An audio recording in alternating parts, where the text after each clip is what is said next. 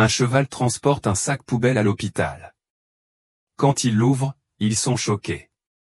Le silence de la routine du lundi matin à l'hôpital municipal de Santa Clara, dans la petite ville des Aguas de Primavera, à l'intérieur du Minas Gerais, a été interrompu par un hennissement qui a résonné dans le parking. Les employés pouvaient à peine croire ce que leurs yeux voyaient. Un cheval aux cheveux bruns traversait résolument le parking, portant un sac poubelle noir dans sa gueule. L'animal s'est arrêté devant l'entrée des urgences, comme s'il savait exactement où aller. Il secoua la tête avec insistance, tandis que les infirmières et les médecins se rassemblaient devant la porte vitrée, déconcertés par cette scène inhabituelle. « Les gars, il y a un cheval ici et il transporte quelque chose », a déclaré Mariana, la réceptionniste de 23 ans, en montrant la fenêtre. Paulo Souza, l'infirmier en chef de l'équipe du matin, un homme de 45 ans avec des rides d'inquiétude gravées en permanence autour des yeux, s'est approché de l'animal avec précaution. « Calme-toi, mon pote. Qu'est-ce que tu as là ?» Paulo murmura en tendant la main vers le cheval, qui resta immobile, comme s'il attendait que quelqu'un prenne le sac. Avec précaution, Paulo a retiré le sac poubelle de la gueule de l'animal. Ça ne pesait pas grand-chose. Le cheval fit 2 pas en arrière, mais ne s'éloigna pas. Il regardait comme s'il attendait quelque chose. « Apporte des gants », demanda Paulo en prenant le sac à l'intérieur. Aux urgences, Paulo a ouvert soigneusement le sac, s'attendant à trouver des déchets ou quelque chose de désagréable. Mais le contenu a laissé tout le monde perplexe. À l'intérieur du sac se trouvait une boîte à chaussures contenant plusieurs flacons de médicaments coûteux, certains encore scellés, et une note manuscrite en lettres tremblantes sur un morceau de papier de cahier. « S'il vous plaît, aidez-moi. Je n'arrive pas à me lever depuis 3 jours. J'habite à la ferme Esperanza, à 5 km au sud de la ville. J'ai envoyé le gardien chercher de l'aide.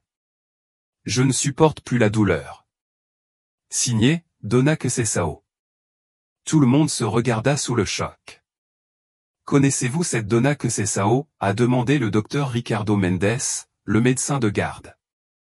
Luia Oliveira, l'infirmière la plus expérimentée de l'hôpital, âgée de 58 ans et aux cheveux gris, toujours attachée en chignon, s'est approchée. Ayant travaillé dans cet hôpital pendant plus de 30 ans, Luia connaissait presque tous les habitants de la petite ville. Ce doit être Quesesao Ribeiro, cette photographe à la retraite qui vit seule à la ferme depuis le départ de son mari. Elle est isolée là depuis une 20aine d'années. Elle vient rarement en ville, dit Luia en prenant le mot pour mieux l'examiner. Maintenant, devons-nous envoyer une ambulance, a demandé une jeune infirmière. Le directeur administratif de l'hôpital, Gustavo Almeida, un homme de 50 ans, toujours vêtu de costume trop cher pour cette petite ville, s'est approché avec une expression mécontente. Pas question. On ne peut pas envoyer des ambulances avec un message porté par un cheval. Ce doit être une blague de mauvais goût, dit-il fermement. De plus, cette ferme n'est pas dans notre zone de couverture. Elle devrait appeler l'unité Ribeirão das Flores. Lui a pris une profonde inspiration, sentant le sang bouillir dans ses veines.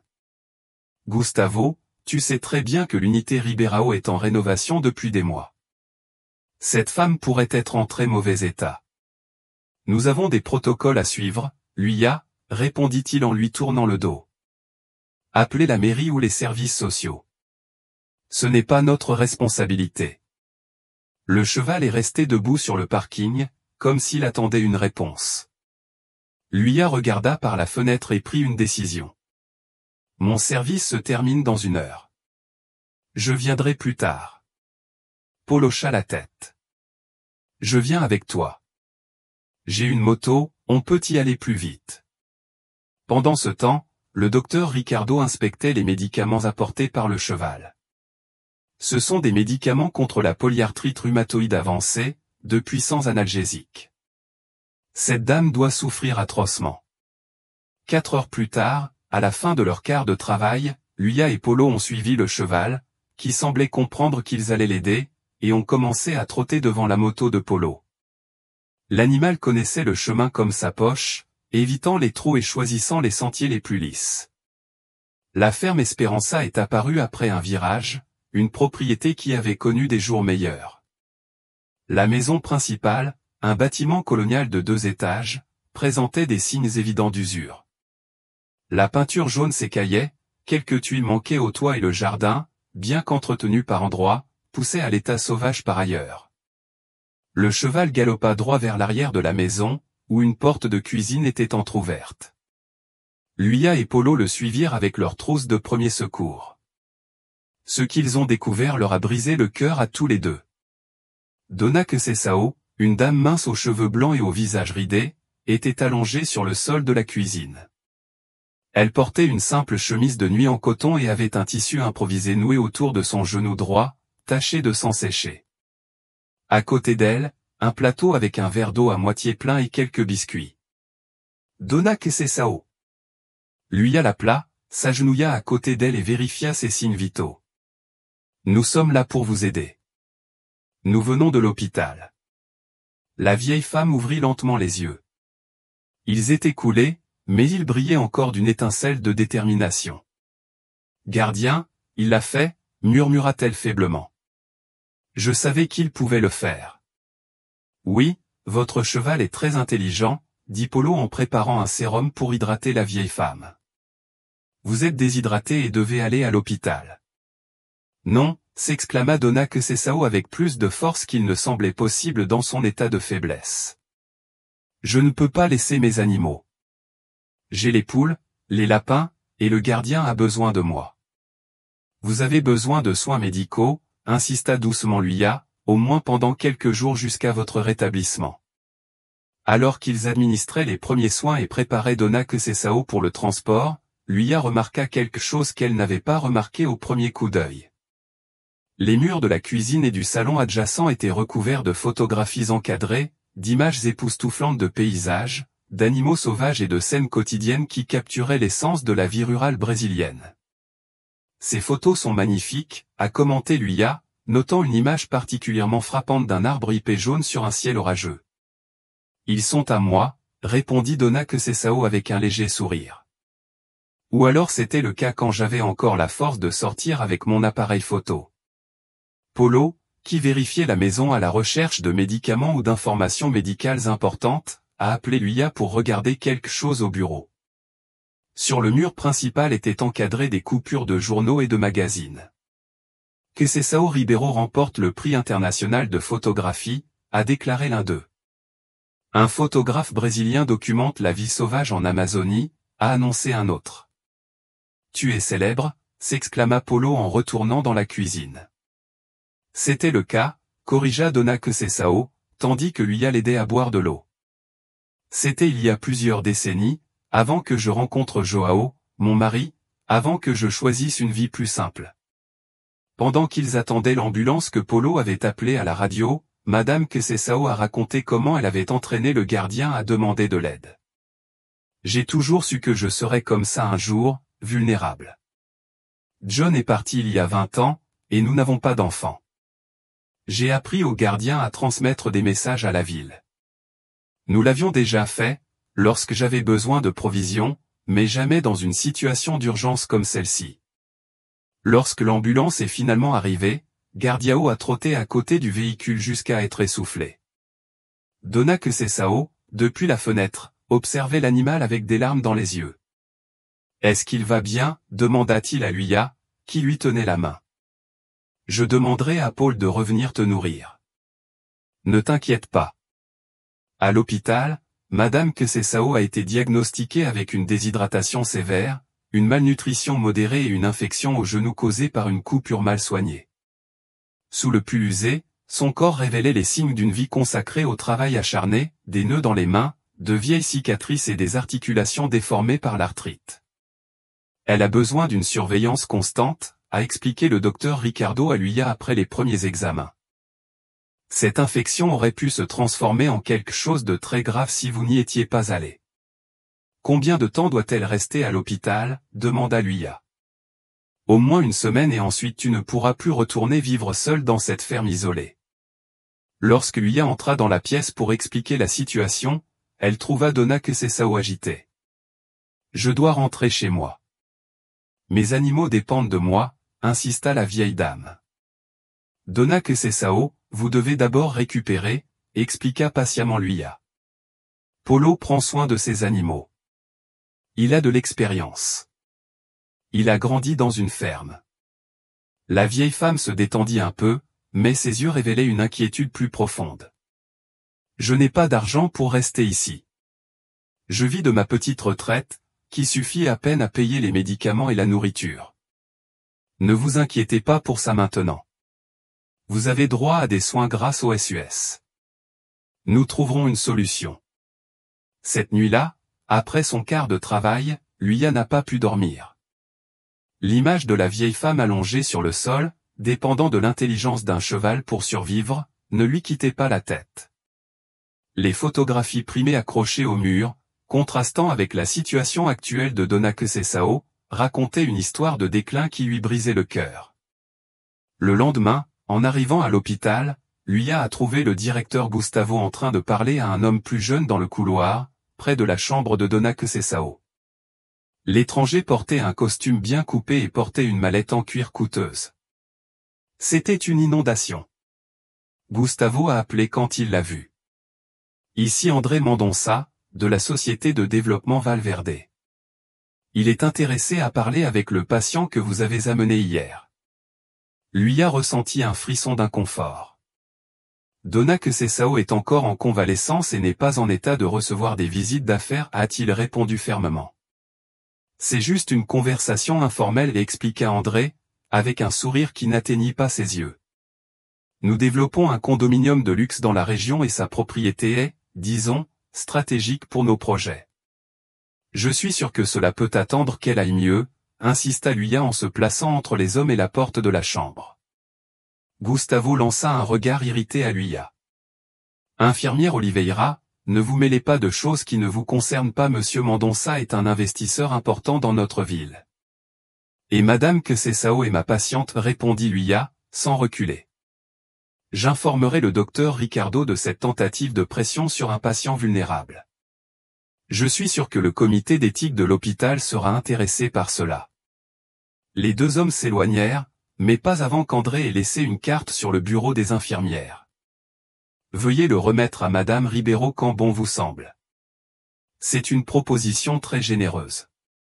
Plus tard, lorsque Luya entra dans la pièce, elle trouva Dona Quezesao regardant par la fenêtre, avec une expression de désir. Je m'inquiète pour le gardien, dit la vieille femme.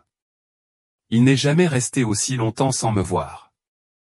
Luya sourit en s'asseyant à côté du lit. J'ai une surprise pour vous, madame.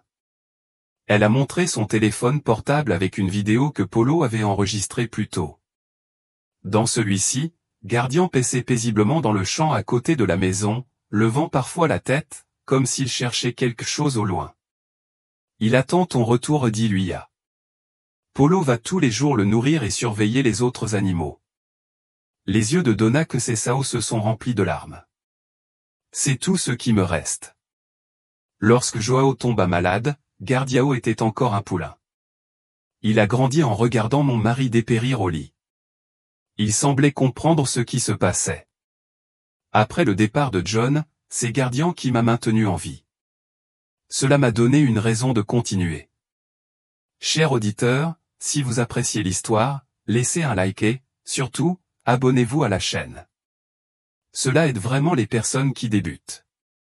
Continuons. Luya hésita avant de poser des questions sur le passé de la vieille femme. En tant qu'infirmière, elle avait appris à respecter l'espace de ses patients, mais quelque chose chez cette dame l'intriguait profondément. J'ai pris les photos chez toi. Vous étiez un photographe très primé, n'est-ce pas? Le visage de Dona Quezesao s'éclaira de souvenirs de temps meilleurs. J'ai parcouru le monde avec mon appareil photo. J'ai photographié tout, des tribus indigènes d'Amazonie aux éléphants de la savane africaine. Mon travail était ma vie jusqu'à ce que je rencontre Joao lors d'une exposition à Sao Paulo. C'était un simple fermier qui était allé à la capitale pour rendre visite à un cousin.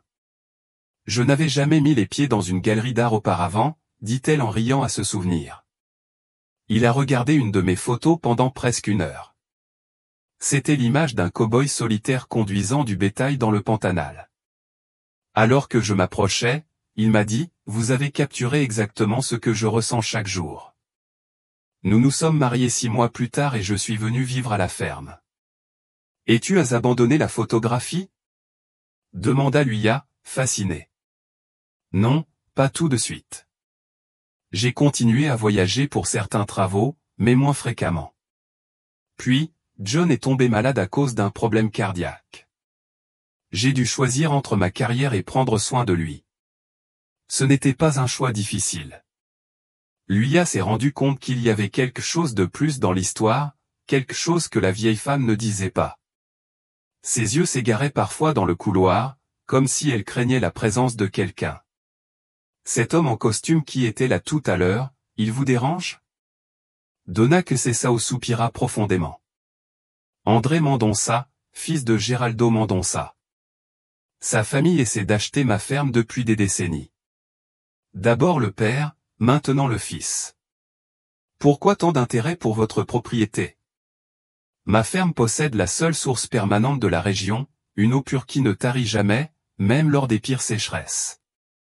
Son père voulait tout endiguer pour créer un lotissement. Maintenant, le fils veut construire un condominium de luxe. Mais cette eau n'est pas seulement la mienne. Il alimente le ruisseau qui dessert plusieurs petites propriétés en aval. Luya a commencé à comprendre la complexité de la situation. Et le directeur de l'hôpital semble être impliqué avec eux. Gustavo Almeida est le cousin germain de la femme d'André. Tout le monde est connecté, tout le monde veut sa part du gâteau. C'est pourquoi je ne viens jamais à l'hôpital, même quand j'en ai besoin. Je sais que je ne suis pas le bienvenu. Au cours des jours suivants, l'état de Donna Quesesao s'est progressivement amélioré. L'infection du genou a bien répondu aux antibiotiques et l'hydratation intraveineuse a restauré une partie de sa vitalité. Cependant, le docteur Ricardo était toujours préoccupé par son état général. « Madame Quesesao, nous devons parler de ce qui se passera lorsque vous sortirez de l'hôpital, dit-il un matin, assis à côté du lit. « Je vais rentrer chez moi, bien sûr, répondit fermement la vieille femme. Tu vis seule, à des kilomètres de la ville. Sans son cheval et l'initiative de l'infirmière Luya, l'histoire aurait pu avoir une issue tragique. Nous devons envisager des alternatives. » « Quelles alternatives ? » demanda-t-elle, méfiante. « Il y a une maison de retraite à Ribeirão das Flores qui a des places vacantes. C'est un endroit agréable, avec une assistance médicale permanente. » Donna Quesesao croisa les bras, les yeux pétillants d'indignation. « Docteur, avec tout le respect que je vous dois, me suggérez-vous d'abandonner ma maison et mes animaux pour aller vivre dans une maison de retraite ? Je préférerais retourner sur le sol de ma cuisine. » Le docteur Ricardo soupira, anticipant cette réaction. « Alors peut-être qu'on pourrait trouver quelqu'un pour rester avec toi, un soignant. » « Avec quel argent ? J'ai à peine les moyens de payer mes médicaments. » La conversation fut interrompue lorsque Luya se précipita dans la pièce, le visage pâle d'inquiétude.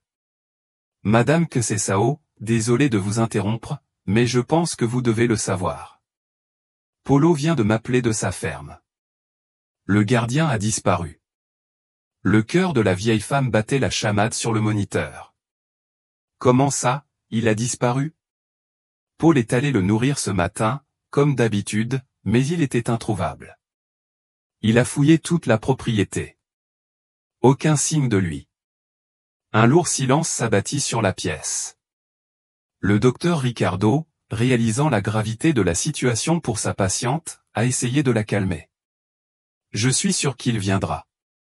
Les chevaux explorent souvent leur environnement. » Mais ses paroles furent interrompues par une agitation dans le couloir. L'une des réceptionnistes est apparue à la porte, haletante. « Il est de retour. Le cheval est là. » Donna Quesesao a essayé de sortir du lit, mais le docteur Ricardo l'en a empêché. « Allongez-vous, s'il vous plaît. Je vais vérifier ce qui se passe. » Le médecin et Luya ont couru vers l'entrée de l'hôpital, où une petite foule de personnel et de patients s'était rassemblée. Au milieu du parking, Gardian se tenait debout, sans rien porter cette fois, mais visiblement agité. Il hennit et frappa l'asphalte de ses sabots, comme s'il essayait de communiquer quelque chose. Il semble vouloir que quelqu'un le suive, a observé Polo, arrivé à l'hôpital quelques minutes après avoir découvert la disparition de l'animal. Lui a senti un frisson lui parcourir l'échine. Je crois qu'il s'est passé quelque chose à la ferme. Paul n'a pas hésité. Je vais vérifier. J'irai avec toi, dit Luya, en attrapant déjà son manteau. Le docteur Ricardo a essayé de l'arrêter. Luya, ton service commence dans une demi-heure. Alors je serai en retard, répondit-elle, suivant déjà Polo jusqu'à sa moto. Gardien sembla comprendre le plan et commença à trotter vers la route, regardant en arrière de temps en temps pour s'assurer qu'il le suivait. Lorsqu'ils sont arrivés à la ferme Esperanza, ils ont immédiatement réalisé le problème. Une tempête inattendue avait frappé la région pendant la nuit et une partie du toit de la maison s'était effondrée. La pluie avait inondé le bureau de Donna Cesao, où était conservé son matériel photographique et, plus important encore, ses dossiers et ses photographies. Elle va être dévastée, a déclaré Luya en constatant les dégâts. Sans perdre de temps, ils commencèrent à économiser ce qu'ils pouvaient. Polo est monté pour essayer de couvrir le trou dans le toit avec une bâche, tandis que Luya retirait soigneusement les photos et les albums de l'eau. Dans l'une des pièces les moins touchées, ils ont trouvé une étagère avec des albums de famille soigneusement organisés. Pendant qu'ils séchaient, Luya n'a pas pu s'empêcher d'en feuilleter un. On y trouvait des photos d'une jeune Donna Cesao à côté d'un homme grand et souriant, qu'elle supposait être Joao, son défunt mari. Mais une photographie en particulier a attiré son attention. On y voit Donna Cesao serrant dans ses bras une jeune femme d'environ 25 ans, aux traits très similaires aux siens.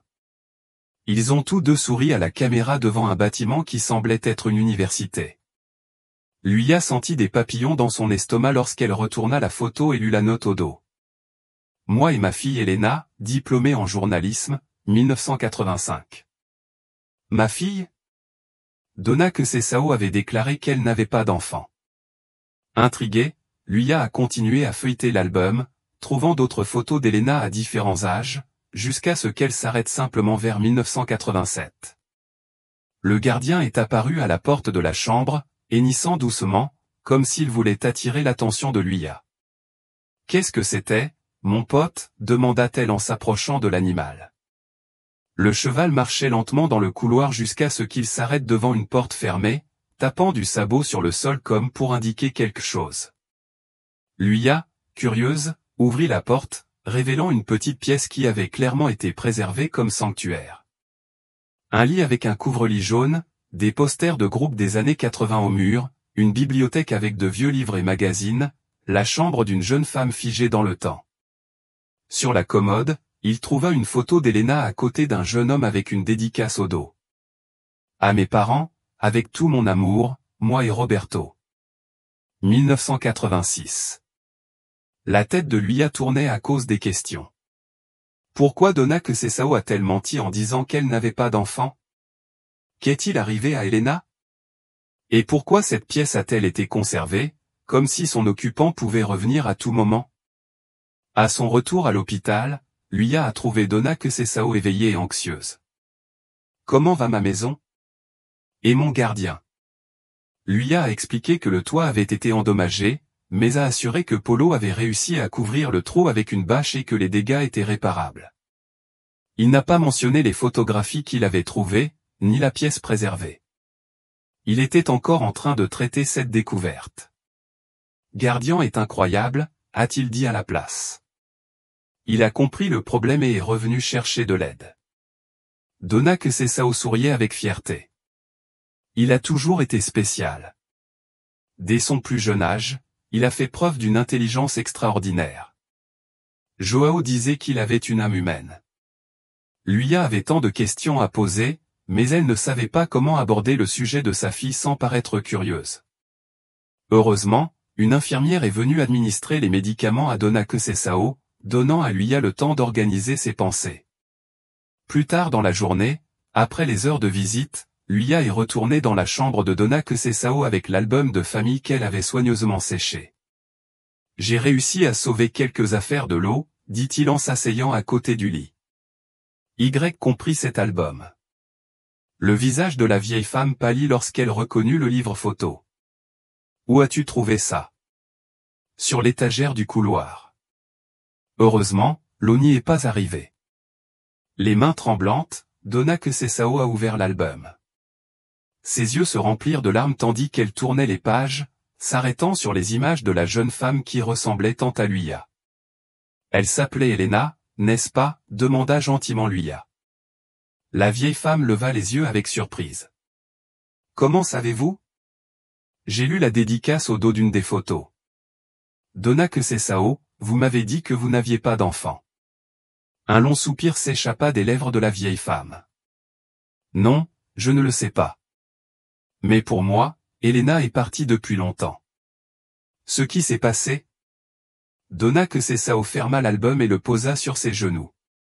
Elena était notre fille unique, brillante, déterminée et pleine de rêves. Elle a obtenu un diplôme de journalisme et a trouvé un emploi dans un grand journal de Sao Paulo. Elle a rencontré Roberto, un avocat, et ils se sont mariés jeunes. Elle s'arrêta, se remémorant des événements douloureux. En 1987, lorsque Joao est tombé gravement malade, je lui ai demandé de revenir nous aider à la ferme. Mais Elena était concentrée sur sa carrière. Elle disait qu'elle ne pouvait pas abandonner tout ce qu'elle avait accompli. Des larmes coulaient désormais librement sur son visage ridé. On a eu une terrible dispute. J'ai dit des choses horribles. Elle aussi. Roberto nous a proposé de l'argent pour embaucher de la main-d'œuvre, mais ce n'était pas de l'argent que nous voulions. Nous avions besoin d'elle, notre fille. Finalement, elle est partie en disant qu'elle ne reviendrait jamais et elle a tenu sa promesse. Tu ne l'as plus jamais revue? Nous avons envoyé des lettres, essayé de nous appeler. Finalement, les numéros ont changé, les lettres sont revenues. Joao est décédé sans avoir revu sa fille une dernière fois. Après cela, j'ai perdu le courage de continuer. Lui a senti une boule dans sa gorge. Et tu sais où elle est maintenant? Donna Cesao secoua la tête. La dernière nouvelle que j'ai eue, c'était par une connaissance commune, il y a une dizaine d'années. Elena et Roberto avaient déménagé à Rio de Janeiro. Elle travaillait comme rédactrice dans un magazine. Ils avaient une fille qui aurait environ 25 ans aujourd'hui. Lui a senti son cœur battre fort. L'âge correspondait au sien. Donna Cesao, ma mère s'appelait Elena. Elena Oliveira. Elle est décédée il y a 5 ans d'un cancer.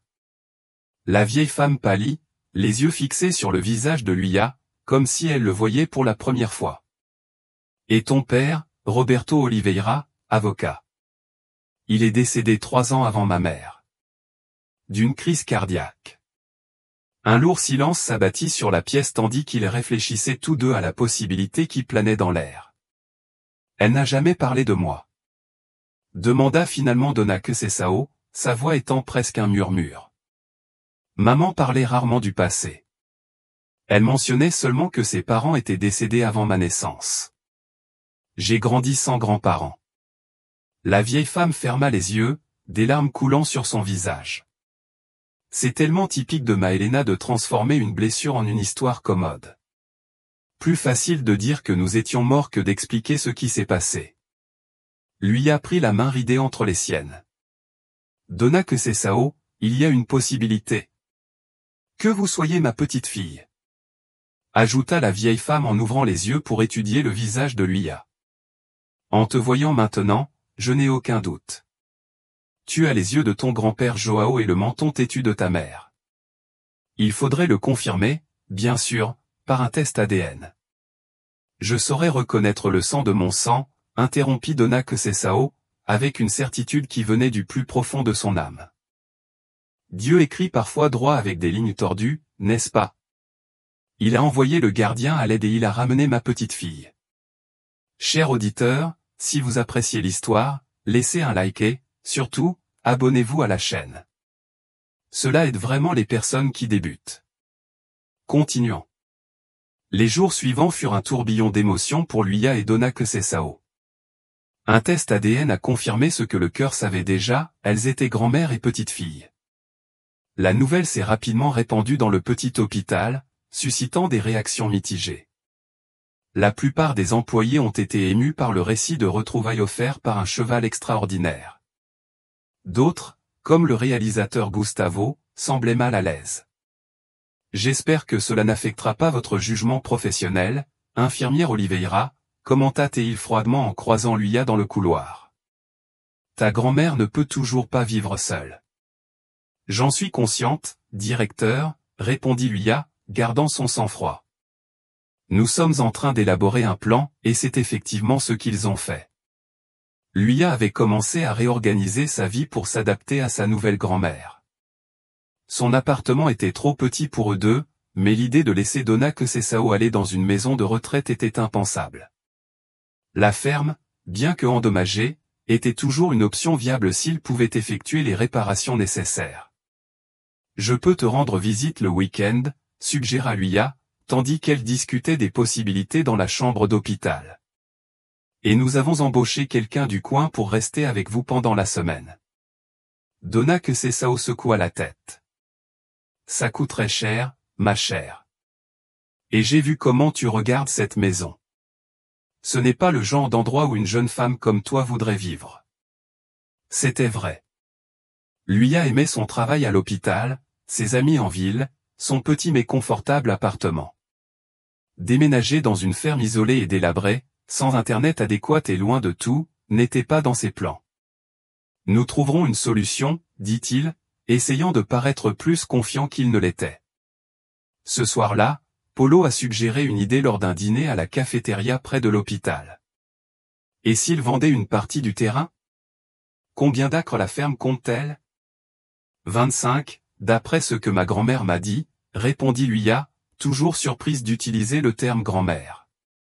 Une grande partie est improductive depuis des années. Vous pourriez en vendre une partie, conserver la maison et quelques hectares autour. L'argent suffirait à rénover la maison et à aider Dona Cesao. Luya a réfléchi à l'idée. Peut-être, mais pas pour le promoteur d'André. Ma grand-mère a déjà clairement fait savoir qu'elle préférait dormir sous les ponts plutôt que de leur vendre. Il y a d'autres acheteurs, a assuré Polo. Puis-je demander autour de moi? Lorsque Luya a présenté l'idée à Dona Cesao le lendemain matin, la réaction a été meilleure que prévu. Si c'est pour m'assurer que Gardiao et les autres animaux vont bien, j'envisagerai cette possibilité, a déclaré la femme âgée. Mais il faudrait que ce soit quelqu'un qui respecte la source et qui ne vendrait jamais la partie sud, où se trouve le pâturage du gardien et où son grand-père est enterré. Est-ce que grand-père Joao est enterré à la ferme? Demanda Luya, surprise. Oui, dans le petit bosquet d'Ipay. C'était son souhait. La mairie l'a autorisé, car nous y avons un cimetière familial depuis l'époque de mes grands-parents. Luya a absorbé cette information, ressentant un lien encore plus fort avec cette terre et avec le grand-père qu'elle n'a jamais connu. Les choses semblaient enfin avancer lorsqu'un nouveau problème est survenu. André Mendonça s'est présenté à l'hôpital avec des documents qui, selon lui, prouvaient que l'entrée de la propriété de Dona Cesao passait par un terrain qui appartenait désormais à la Société de développement Valverde. Le droit de passage a expiré il y a 5 ans, a-t-il expliqué avec un sourire narquois. Légalement, votre grand-mère n'a aucun moyen d'entrer ou de sortir de sa propre ferme sans traverser une propriété privée. Luya sentit son sang bouillir. C'est ridicule. Cette route est là depuis des décennies. Un chemin de terre sur une propriété privée, corrigea André. Bien sûr, nous sommes prêts à négocier une nouvelle servitude, ou mieux encore, à faire une offre équitable pour l'ensemble de la ferme. Luya a remarqué la manœuvre. Ils essayaient de coincer sa grand-mère, la forçant à vendre. Sans accès légal à la propriété, sa valeur chuterait et seul le promoteur serait intéressé à l'acheter. Je vais parler à un avocat, dit Luya, essayant de ne pas montrer à quel point elle était secouée. André haussa les épaules. Vas-y. Mais les avocats coûtent cher et les procès durent des années. Ta grand-mère n'a ni l'un ni l'autre. Quand il est parti, Luya s'est effondré sur la chaise la plus proche, son esprit s'emballant. Je ne pouvais pas le dire à Donna Quezesao maintenant, dans son état fragile. Il faudrait d'abord que je trouve une solution. L'opportunité est venue d'un endroit inattendu. 2 jours plus tard, une équipe de reportage de la télévision régionale s'est rendue à l'hôpital, intéressée par l'histoire du cheval héros, qui avait apporté l'appel à l'aide dans un sac poubelle. L'histoire s'est répandue dans toute la région et a captivé l'imagination du public. Au début, lui a hésité à autoriser sa grand-mère à être interviewée, inquiète pour sa vie privée et sa santé. Mais Donna Quezesao a insisté, si cela peut t'aider à protéger Gardiao et notre ferme, je le ferai avec plaisir. La journaliste, une jeune femme enthousiaste nommée Clarisse, a mené une interview sensible, permettant à Donna Quezesao de raconter son histoire avec dignité. La femme âgée a parlé de sa carrière de photographe, de son isolement après la mort de son mari et de la façon dont le gardien avait été formé pour demander de l'aide. C'est plus qu'un animal, c'est un membre de la famille, a-t-elle déclaré avec émotion. Dans cette ferme, j'ai appris que les animaux comprennent bien plus qu'on ne l'imagine. Il suffit d'être patient pour leur apprendre et, surtout, apprendre d'eux. L'histoire a été diffusée au journal télévisé du soir et a immédiatement fait sensation. L'image du cheval brun portant le sac poubelle, combinée à l'histoire d'une femme âgée abandonnée qui retrouve sa petite fille perdue grâce à l'animal, a touché le cœur des téléspectateurs. Le lendemain matin, le téléphone de Luya n'arrêtait pas de sonner. Des journalistes de grands médias ont souhaité interviewer Donna Quezesao. Les gens ont fait des dons pour aider à rénover la ferme. Et, surtout, un avocat spécialisé en droit agraire a offert ses services bénévolement pour résoudre la question de la servitude de passage. Votre histoire m'a ému, explique le docteur Mauricio Souza, un homme aux cheveux gris et au regard déterminé. D'ailleurs, je connais bien les Mendonça. Ce n'est pas la première fois qu'ils tentent ce genre de manœuvre pour forcer les petits propriétaires à vendre. Au fur et à mesure que l'affaire judiciaire progressait, une autre opportunité s'est présentée.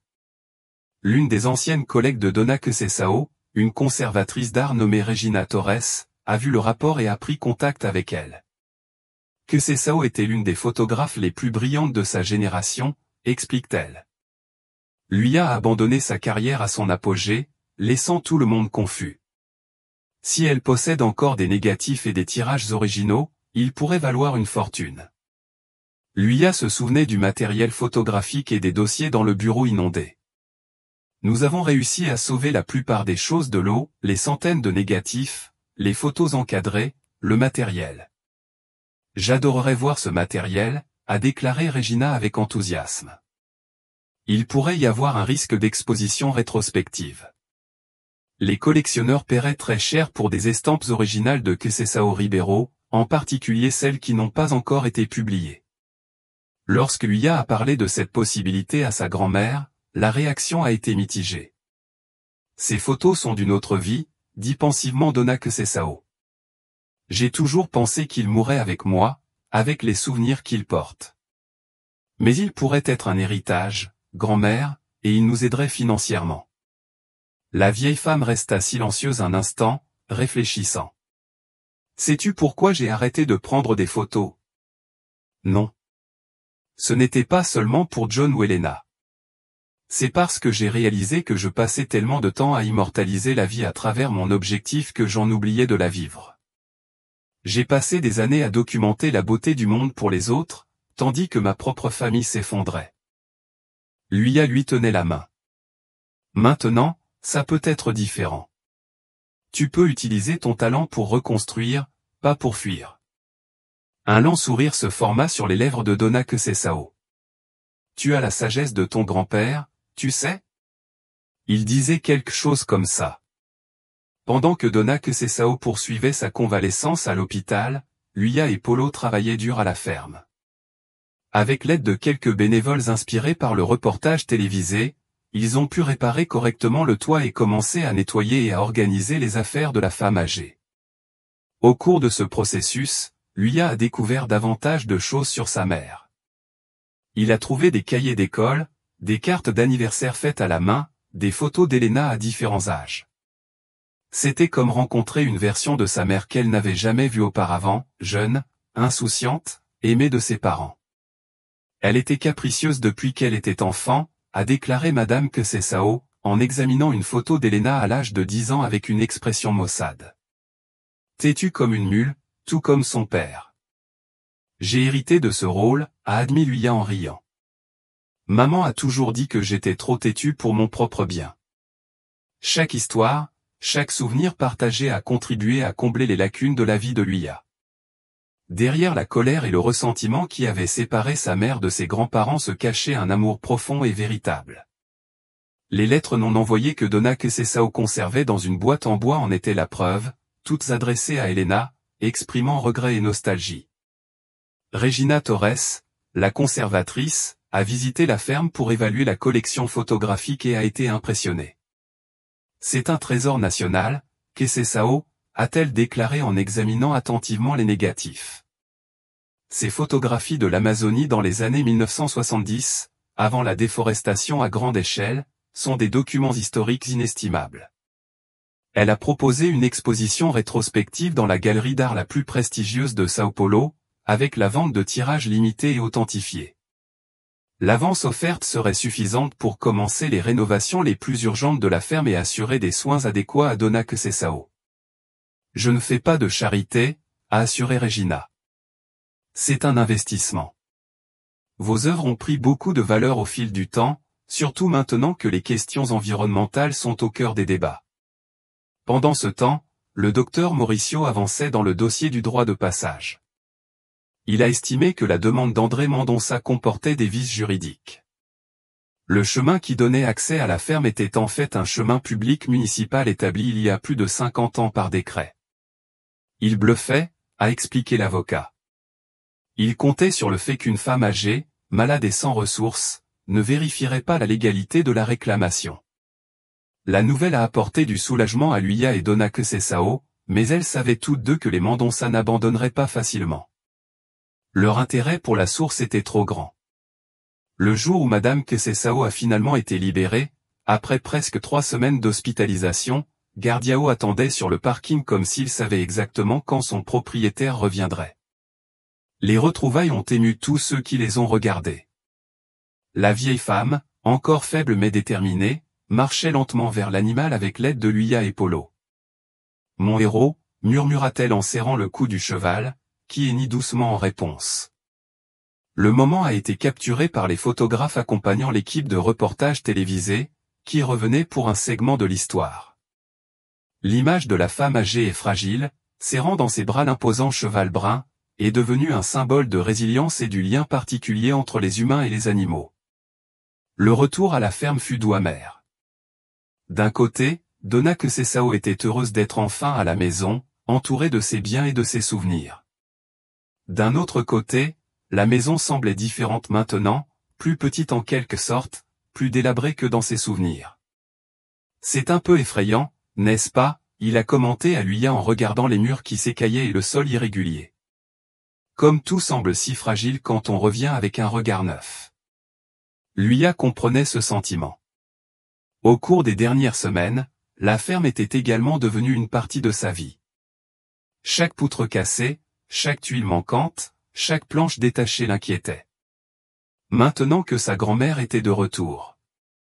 Nous commencerons les réparations demain, a-t-il promis.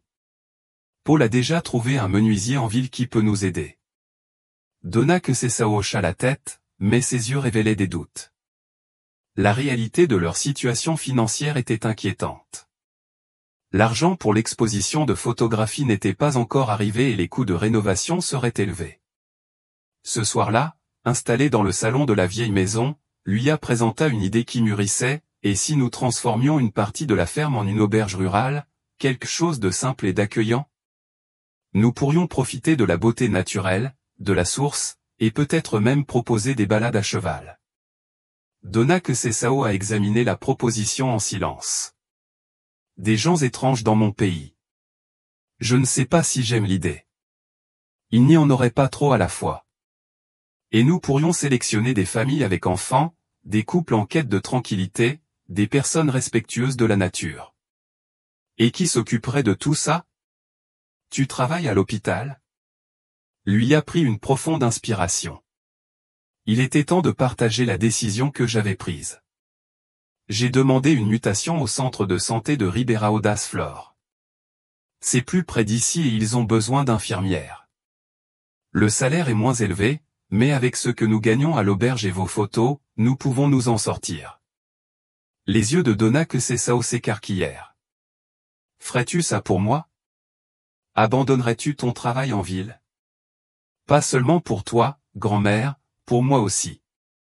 J'ai découvert que j'aime cet endroit, le calme, l'espace. Et après t'avoir rencontré et avoir rencontré cette ferme, je comprends mieux qui était ma mère. C'est comme retrouver une part de moi-même qui me manquait. Des larmes silencieuses coulaient sur le visage ridé de la vieille femme. Tu es une bénédiction, ma petite fille.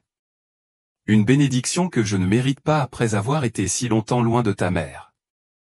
Le passé est derrière nous, dit Luia en la serrant dans ses bras. Nous avons maintenant l'avenir à construire. Les jours suivants furent remplis de travail intense à la ferme.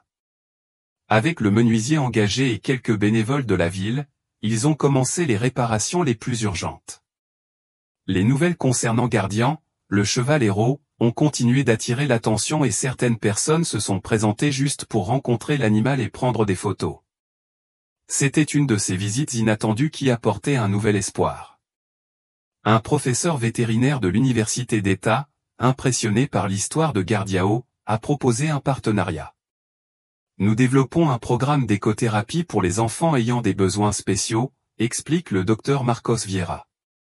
Nous avons besoin d'un emplacement adapté et de chevaux au tempérament spécifique. Gardian semble parfait et cette ferme offre l'espace idéal. Écothérapie, demanda Dona Conceição, intriguée.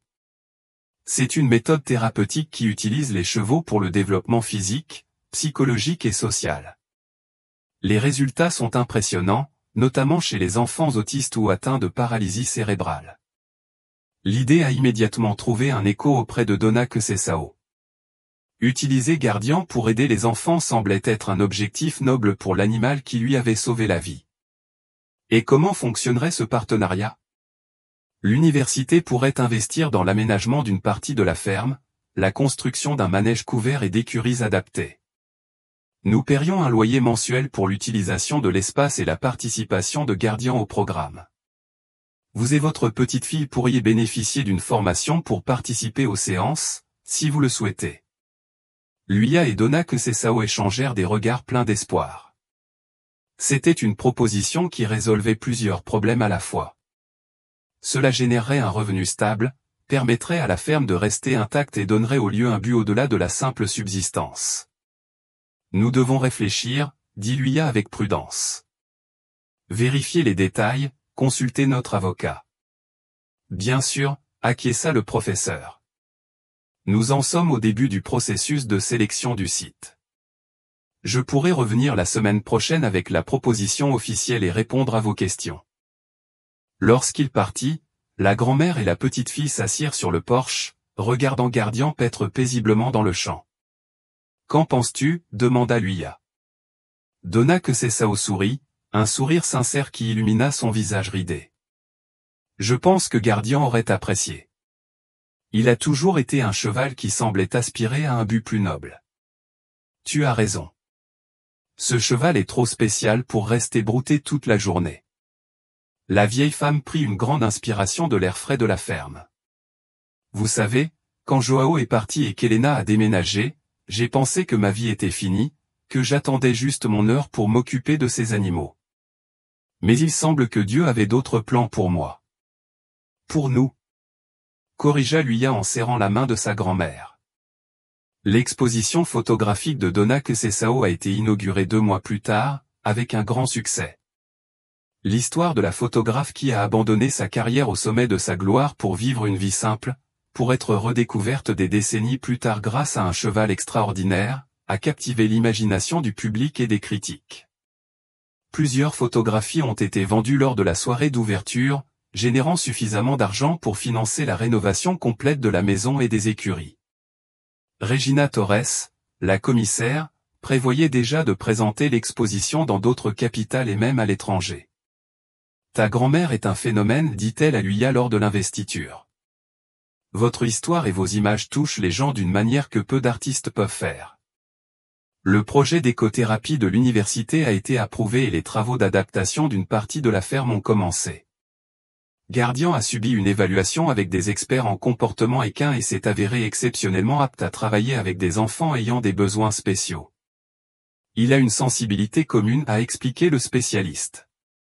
Il semble capable d'adapter son comportement en fonction des besoins de celui qui le monte ou interagit avec lui. Luia, qui avait terminé son transfert au centre de santé de Ribeirão das Flores, partageait son temps entre son travail d'infirmière et les préparatifs de la nouvelle phase de la ferme. J'apprenais l'écothérapie, suivais des cours offerts par l'université et découvrais une nouvelle passion à l'intersection de la santé et du contact avec la nature. Dona Conceição, à son tour, gagnait une nouvelle vie chaque jour.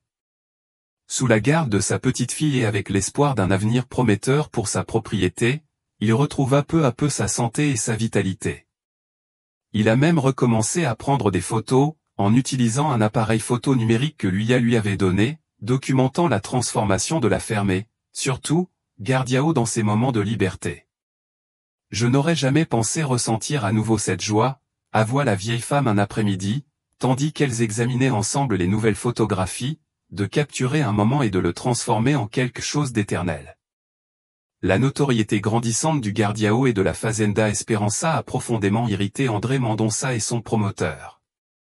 Avec la confirmation de la route d'accès comme voie publique et le soutien croissant de la communauté et de l'université au projet de ferme, leurs chances d'acquérir la propriété diminuaient de jour en jour. Dans un dernier effort désespéré, André a tenté de remettre en question la validité du testament de João, affirmant que le document léguant tout à Conceição comportait des irrégularités. Mais le docteur Mauricio était préparé et a contré la réclamation avec des documents et des témoins qui prouvaient la légitimité de la propriété. Ils sont à court d'options, a commenté l'avocat après une nouvelle victoire devant le tribunal. Mais les gens comme les Mendonça n'abandonnent pas facilement. Restez à l'écoute. L'avertissement s'est avéré exact lorsque, une semaine plus tard, Luia s'est réveillé avec une odeur de fumée. Une zone boisée à l'arrière de la propriété était en feu. L'incendie, apparemment allumé intentionnellement, progressait rapidement vers les écuries. Chers auditeurs, si vous appréciez l'histoire, laissez un like et, surtout, abonnez-vous à la chaîne. Cela aide vraiment les personnes qui débutent. Suite. Grand-mère, feu! Cria Luia en courant vers la chambre de Dona Conceição. La vieille femme se réveilla immédiatement, la terreur inscrite sur tout son visage. Les animaux, il faut les sortir des étables. Il n'y avait pas le temps d'appeler les pompiers de la ville, qui mettraient au moins une demi-heure à arriver. Luia a rapidement appelé Polo et quelques voisins alors qu'elle courait avec des seaux vers le puits. Dona Conceição, ignorant ses limitations physiques, s'est rendue à l'écurie pour libérer les animaux.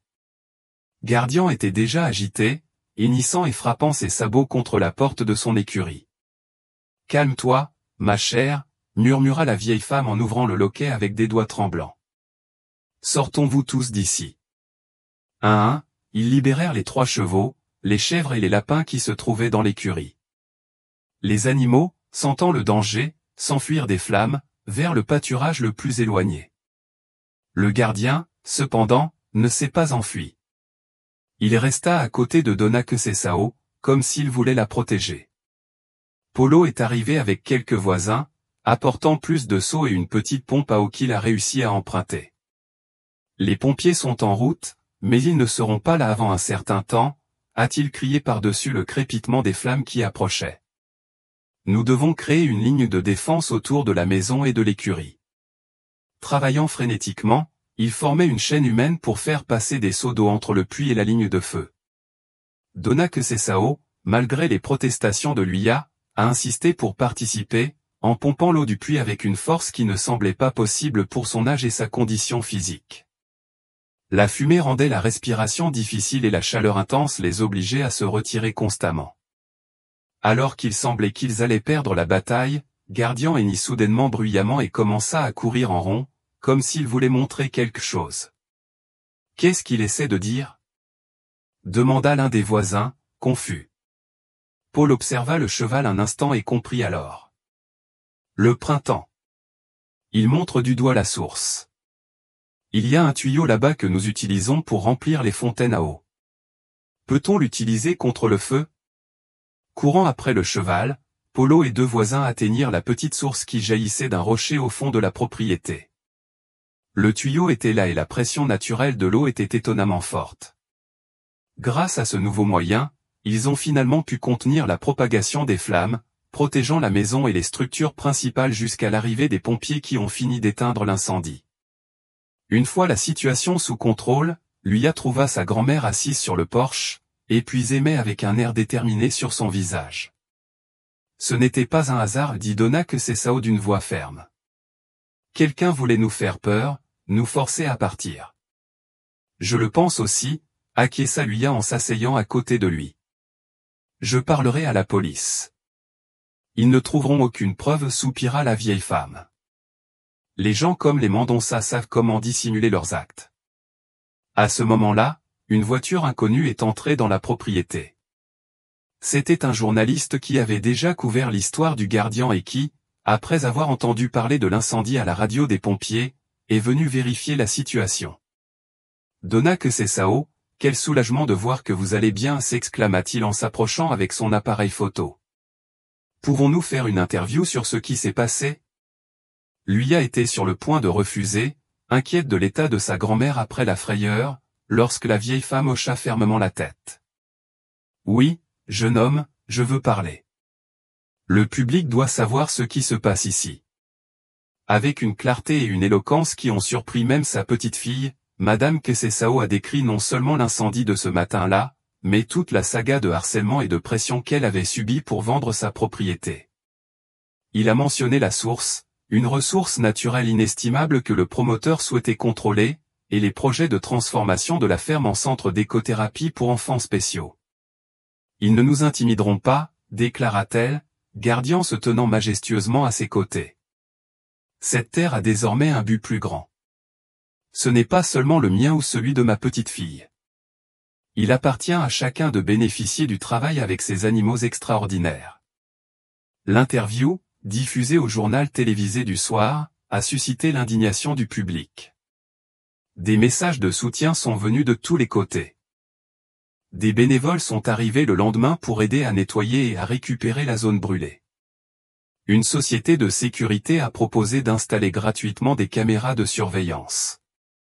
Un groupe d'avocats spécialisés en droit de l'environnement a pris contact avec nous et a proposé de nous aider à protéger juridiquement la source. Mais le plus surprenant fut la visite de Sergio Mendonça, père d'André et patriarche de la famille, quelques jours après l'incendie. L'homme âgé, appuyé sur une canne, est apparu seul en fin d'après-midi. Je suis venu m'excuser, dit-il simplement lorsque Luya lui répondit.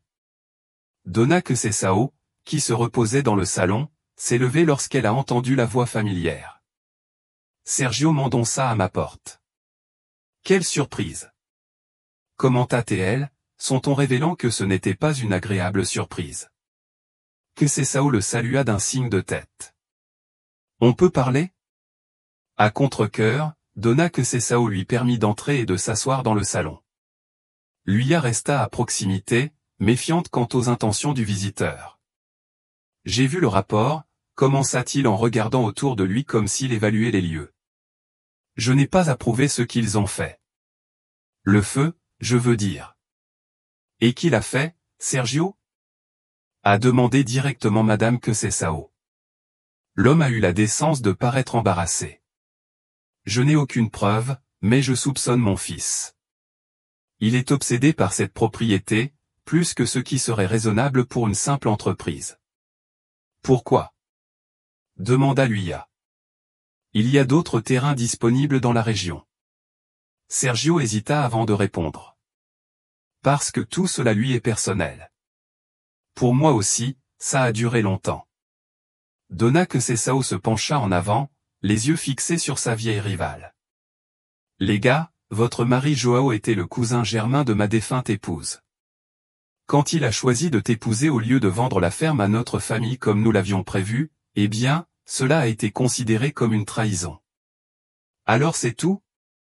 Une vendetta familiale qui dure depuis des décennies? demanda Luya, incrédule. Sergio secoua la tête. C'est fini pour moi. J'ai construit mon empire même sans ces terres. Mais André, lui, a grandi en écoutant des histoires. Pour lui, c'est une question d'honneur familial, de récupérer ce qui, selon lui, aurait dû nous revenir. Dona Quesesao laissa échapper un rire amer. Joao n'a jamais mentionné ce détail. Je viens de dire que tu as toujours voulu le printemps. Le ressort est la raison pratique. La raison émotionnelle et le ressentiment familial, a admis Sergio. Mais je suis trop vieux pour accepter ce genre de bêtises, et je n'approuve pas les méthodes criminelles, même si c'est mon fils. Que proposez-vous alors? A demandé Madame Quesesao. Que je le vende simplement pour calmer ton fils désemparé. Non, répondit Sergio, les surprenant tous les deux. Je viens proposer une solution différente. Je veux acheter le terrain de l'autre côté de la route, loin de la source. Nous allons y développer notre activité. Et en échange, nous renonçons à toute prétention sur votre propriété. Luya et Dona Quesesao échangèrent des regards suspicieux. Pourquoi ferions-nous cela maintenant? Demanda Luya. Parce que c'est une bonne affaire pour tout le monde, répondit-il pragmatiquement. Vous entretenez la ferme et la source. Nous avons construit notre entreprise dans un endroit encore acceptable. Et cette querelle insensée prend fin une fois pour toutes. Et votre fils accepterait-il cela? A demandé Madame Quesesao. Sergio Mendonça s'est levé, appuyé sur sa canne. Il devra accepter. C'est toujours moi qui contrôle l'argent de la famille. Après son départ, la grand-mère et la petite-fille sont restées longtemps silencieuses, digérant l'étrange visite et la proposition inattendue. Qu'en penses-tu? Demanda finalement Luya. Dona Quesesao soupira. Je pense que Sergio Mendonça vieillit et pense à son héritage. Vous ne voulez pas repartir avec cette tâche sur la conscience. Peut-on lui faire confiance? Non. Mais si nous mettons tout sur papier, avec suffisamment de garanties juridiques, peut-être pourrons-nous enfin avoir la paix. Dans les semaines suivantes, tandis que le docteur Mauricio s'occupait des détails juridiques de l'accord avec les Mendonça, la vie à la Fazenda Esperança commença à prendre une nouvelle direction. Les travaux d'adaptation du centre d'écothérapie ont progressé rapidement, avec le soutien de l'université et des dons qui ont continué à arriver après l'histoire de l'incendie. Gardian, comprenant apparemment son nouveau rôle, s'est montré exceptionnellement gentil lors des séances de formation avec les experts en écothérapie.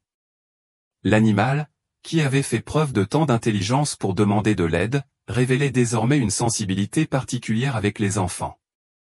Je n'ai jamais vu un cheval s'adapter aussi vite, a commenté le thérapeute responsable. C'est comme s'il comprenait exactement ce dont chaque enfant a besoin. La première classe d'enfants spéciaux a commencé à fréquenter la ferme la même année. Voir les petits visages s'illuminer lors de l'interaction avec Gardiao a apporté une joie indescriptible à Madame Quesesao. Cela vaut chaque centime investi, chaque goutte de sueur, dit-elle à Luya, en regardant une fille atteinte de paralysie cérébrale qui souriait radieusement tandis qu'elle était doucement guidée par le cheval. L'exposition de photographies de Dona Quesesao a continué son succès. En voyageant à travers le pays, Regina Torres avait obtenu un contrat pour publier un livre avec les œuvres les plus importantes du photographe, y compris des images récentes de la ferme et, bien sûr, de Gardiao. Ce sera ma dernière œuvre. Madame Quesesao a expliqué à Regina. Un récit du voyage complet, du photographe primé, à la dame isolée, et enfin à la grand-mère retrouvée grâce à un cheval extraordinaire. La renommée de Gardiao a tellement grandi que des équipes de documentaires internationales sont venues le rencontrer. Les experts en comportement animal ont étudié leur incroyable capacité à comprendre et à s'adapter. Un chercheur a même suggéré que le cheval pourrait être l'un des animaux les plus intelligents jamais documentés. Pour Luya, la transformation dans sa vie était presque difficile à croire. En quelques mois seulement, elle est passée du statut d'infirmière ordinaire dans un hôpital d'une petite ville à celui de co-directrice d'un centre d'écothérapie respecté, de petite fille d'un photographe célèbre redécouvert et de propriétaire, avec sa grand-mère, d'un cheval célèbre. sa relation avec Paul s'est également épanouie. Après avoir travaillé ensemble dans les moments les plus difficiles, du sauvetage de Donna Quezesao à la lutte contre l'incendie, ils ont développé une connexion profonde. Polo, qui a toujours aimé la vie rurale, a trouvé à la ferme Esperanza un but aussi clair que lui a. Je n'aurais jamais imaginé qu'un cheval puisse changer autant de vie, a-t-il commenté un après-midi, alors qu'il regardait Gardian paître paisiblement après une journée de travail avec les enfants. Moi non plus, approuva Luya. Parfois, je pense que s'il n'était pas arrivé à l'hôpital ce jour-là, portant ce sac poubelle, vous ne vous seriez jamais rencontrés, ajouta Polo, et tout cela ne serait jamais arrivé. À l'occasion du premier anniversaire du sauvetage de Donna Quezesao, une célébration spéciale a été organisée à la ferme. Les enfants du programme de thérapie équine, le personnel de l'hôpital, les voisins qui avaient aidé pendant l'incendie, tous se sont réunis pour célébrer ce qu'ils ont appelé la « journée du gardien ». Pendant la fête, Donna Quezesao a emmené Luya dans un coin tranquille. « J'ai quelque chose pour toi », dit-elle en lui tendant une enveloppe. À l'intérieur, il y avait un acte. Donna Quezesao avait mis la moitié de la ferme au nom de sa petite-fille. « Grand-mère, tu n'étais pas obligée de faire ça maintenant, protesta Luya, émotive. « Oui, je l'ai fait, » insista la vieille femme. « J'ai appris à mes dépens ce qui arrive quand on ne dit pas les choses, quand on ne fait pas les gestes. Je ne veux pas faire les mêmes erreurs. » Ils se sont serrés dans les bras pendant un long moment. Grand-mère et petite-fille, unies par les liens du sang, renforcées par la coexistence et l'amour partagé pour cette terre et les animaux qui y vivaient. Ta mère serait fière de nous deux, murmura Donna Quezesao. Le soir, alors que la plupart des invités étaient déjà partis, Donna Quezesao, Luya et Polo se sont assis sur le porche rénové de la maison. Le gardien paissait tranquillement dans le champ, illuminé par la pleine lune, sa silhouette majestueuse se découpant sur l'horizon. Savez-vous ce qu'il y a de plus extraordinaire dans tout cela? A réfléchi Madame Quezesao.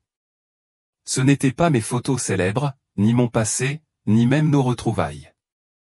C'était la sagesse d'un animal qui savait exactement quoi faire dans un moment de désespoir. Peut-être que les animaux comprennent plus que nous l'imaginons, suggéra Paul. Il faut juste apprendre à les écouter. Joao disait toujours que approuva la vieille femme, les yeux fixés sur la silhouette lointaine du gardien, les animaux ont une intelligence différente de la nôtre, pas moins, une sagesse que nous avons perdue au milieu de notre prétendue civilisation. Luya sourit, se blottissant contre l'épaule de Polo tandis qu'elle regardait sa grand-mère et le cheval qui avait changé tout leur destin. La ferme Esperanza a finalement fait honneur à son nom. C'était un lieu d'espoir renouvelé, de seconde chance, de but trouvé. Le centre d'écothérapie a prospéré, attirant des enfants de toute la région. L'exposition photographique a continué son succès national. La source est restée protégée, alimentant non seulement la ferme, mais aussi les propriétés voisines.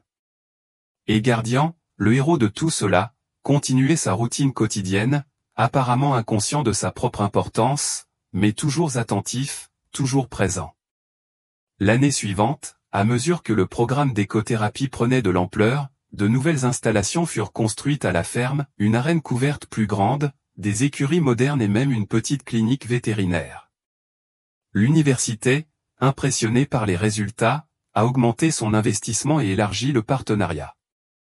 Luya, qui avait suivi une spécialisation en écothérapie, partageait désormais son temps entre le centre de santé de Ribeirão das Flores et le travail avec les enfants de la ferme. Elle a découvert que la combinaison de ses connaissances en soins infirmiers avec le travail thérapeutique avec les chevaux créait des résultats extraordinaires. Polo, qui a toujours eu une affinité avec les animaux, est devenu le principal entraîneur des chevaux de l'émission. Sous sa direction, d'autres animaux ont été introduits, bien qu'aucun n'ait démontré la même intelligence exceptionnelle que Gardian. Donna Quezesao, désormais avec une énergie renouvelée, supervisait tout avec un regard attentif. À 80 ans, il surprend tout le monde par sa vitalité et sa clarté mentale. La redécouverte de sa petite-fille, combinée à la nouvelle vocation de la ferme, lui avait donné une seconde vie. Je n'aurais jamais pensé que je vivrais assez longtemps pour revoir cette ferme aussi vivante, a-t-elle commenté un après-midi en regardant un groupe d'enfants ayant des besoins spéciaux interagir avec les chevaux. Et tout cela grâce à un sac poubelle et à un cheval têtu. Le livre de photographie de Donna Quezesao a été publié cette année-là, sous le titre « Le regard du gardien, un voyage visuel ». L'œuvre mélange ses photographies historiques avec des images récentes de la ferme, des enfants en écothérapie et, principalement, de Gardiao à différents moments. Le lancement a attiré des critiques et des collectionneurs de tout le pays. Regina Torres, s'exprimant lors de l'événement de lancement, a résumé ce que beaucoup ont ressenti. Cette œuvre n'est pas seulement un témoignage visuel d'une brillante carrière. C'est le témoignage d'une vie extraordinaire marquée par des pertes et des retrouvailles, par des chutes et des rédemptions, et surtout par le pouvoir transformateur du lien entre les humains et les animaux. André Mendonça, mécontent mais contrôlé par son père, avait abandonné ses tentatives d'acquérir la ferme. Le condominium de luxe était en cours de construction sur le terrain de l'autre côté de la route, avec quelques modifications à la conception originale pour respecter le nouveau statut de la ferme voisine en tant que centre thérapeutique. Dans un geste qui a surpris tout le monde, Sergio Mendonça, à l'approche de la fin de sa vie, a fait un don anonyme substantiel au programme d'écothérapie. L'argent a permis d'offrir des bourses aux enfants de familles sans ressources, élargissant ainsi le champ d'action. Il cherche la rédemption, a observé Donna Quezesao lorsqu'elle a découvert l'origine du don. Il n'est jamais trop tard pour ça, je suppose. L'histoire de Gardiao a inspiré d'autres projets similaires à travers le pays. Les centres d'écothérapie ont commencé à accorder plus d'importance à la sélection des animaux en fonction de leur intelligence et de leur sensibilité, et non plus seulement de leur docilité. Les chercheurs ont commencé à visiter régulièrement la Fazenda Esperança. Ils ont étudié les méthodes développées là-bas, mais surtout, ils voulaient voir de leurs propres yeux le cheval qui avait sauvé une vie, le gardien. Au milieu de toute cette activité, Luya et Polo ont trouvé du temps pour quelque chose d'encore plus important, l'amour. Ils se sont mariés lors d'une cérémonie simple, dans la ferme elle-même, avec Gardiao occupant une place d'honneur à côté de Donna Quezesao. Sans lui, vous ne vous seriez même pas rencontrés, a-t-elle déclaré avec un sourire ému pendant le toast, provoquant rire et larmes chez les invités. Le couple a décidé de rester là-bas, vivant avec Donna Quezesao dans la maison principale. Ils ont rénové une des chambres, et ce qui aurait pu être un défi intergénérationnel s'est avéré être une bénédiction. Luya a appris de l'expérience et de la sagesse de Quezesao. Et la vieille femme, qui était autrefois si seule, a retrouvé une nouvelle vie grâce à l'énergie et à la jeunesse du couple. Le cycle s'est achevé avec l'arrivée du premier enfant de Luya et Polo, un garçon en bonne santé qu'ils ont nommé Joao, en l'honneur du grand-père que le petit garçon ne rencontrerait jamais. Dès les premiers jours, quelque chose de curieux s'est produit, le bébé semblait avoir un lien particulier avec Gardien. Le cheval s'approcha lentement, comme s'il connaissait la valeur de ce nouvel être. C'est comme s'il comprenait que ce garçon est l'avenir de cet endroit, murmura Polo en regardant Gardiao marcher à côté de Luya, qui portait le bébé à travers le pâturage. Et la vie continua ainsi, simple et profonde. La Fazenda Esperança, qui semblait autrefois être le terminus d'une dame oubliée, était devenue un symbole de nouveau départ, de rédemption, de lien entre les générations et entre les espèces. Par un après-midi doré, Donna Quezesao se reposait sur le porche, regardant Gardiao paître au soleil, entouré désormais d'autres chevaux plus jeunes du programme de thérapie qu'elle avait contribué à créer. En réfléchissant à tout ce qu'il avait vécu, il murmura doucement. Qui aurait cru qu'un animal pouvait enseigner aux humains autant de choses sur le courage, la loyauté, et le but?